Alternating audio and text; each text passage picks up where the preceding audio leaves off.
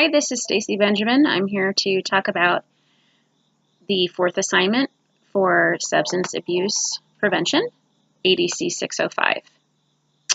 And I'm going to be consulting my notes.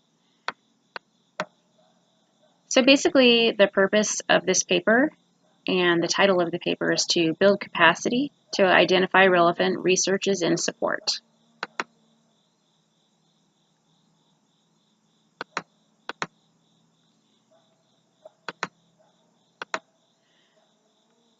So the purpose to identify the relevant resources and the support as it applies to building capacity is part 2 of the strategic prevention framework model to address adolescent underage drinking.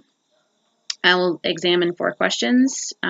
First, how can I improve the awareness of substance abuse problems and readiness of stakeholders to address these problems? Next, what can be done to strengthen existing partnerships and new opportunities to collaborate with these partnerships in the community? What strategies can I use that'll improve these resources, and what needs to be done and to develop and prepare the workforce? So the first question to be examined is how I might improve awareness of substance abuse problems and readiness of stakeholders to address these problems. SAMHSA notes that the way in which to build capacity is to identify what resources are available and then to address the problems that exist within the community of substance use. In this case, it is adolescent underage drinking. What people are ready to help with the problem of underage drinking?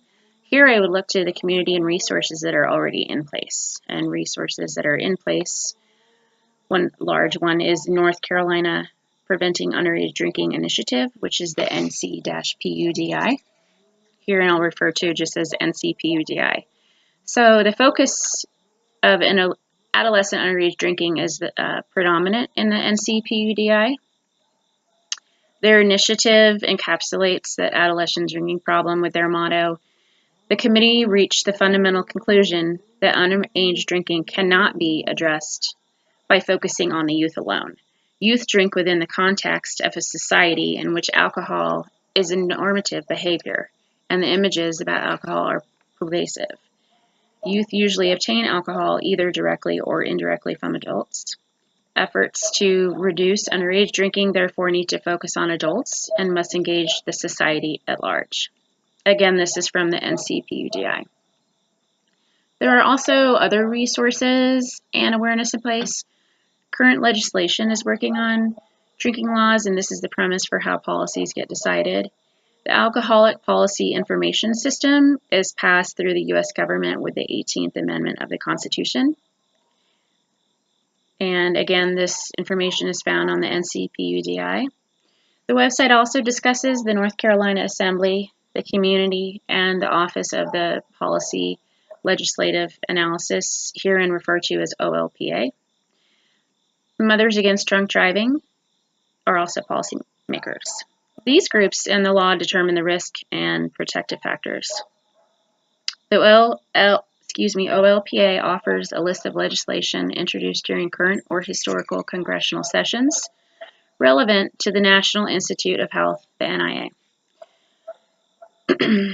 Among the relevant legislation are initiatives to reduce and prevent underage drinking. And according to the North Carolina General Assembly, Section 3A, Article 8 of the Alcohol and Drug Education Program to be recommended and implemented, these include education and prevention programs detailing meetings, schools, approved programs, all which pertain to specific features of local boards in education that should implement alcohol and drug use prevention education as a primary part of their comprehensive health education. The strategies that I would use to improve organizational resources would be to pinpoint legislature to be informed through these groups already in place and work with them, such as the community and the OLPA, that the most effective and current method of prevention to students at risk in schools now is Climate Schools and Preventure, CAP, originated in Australia, and has been tested, researched, and also used in the US. It's also listed on SAMHSA's website as alcohol and cannabis as a legacy program. So basically it just discusses cannabis, but then the main point is it discusses alcohol and is a prevention program already in place and that is working. In order to develop and prepare the prevention workforce, individuals and local agencies and schools, I would inform them that CAP is being used or planning on being used in schools. And then local prevention support groups and local prevention campaigns also need to be informed.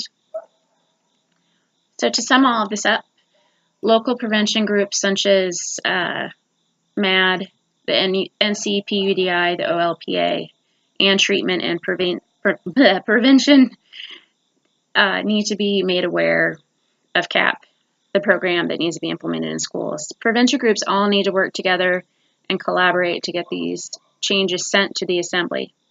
Resources need to be updated to show the effectiveness of CAP and that the program could be applied in a local school and researched locally. CAP can be used in schools, and teachers and principals and superintendents and addiction centers, local groups can all work together to support adolescent alcohol prevention. And that's it. Thanks so much.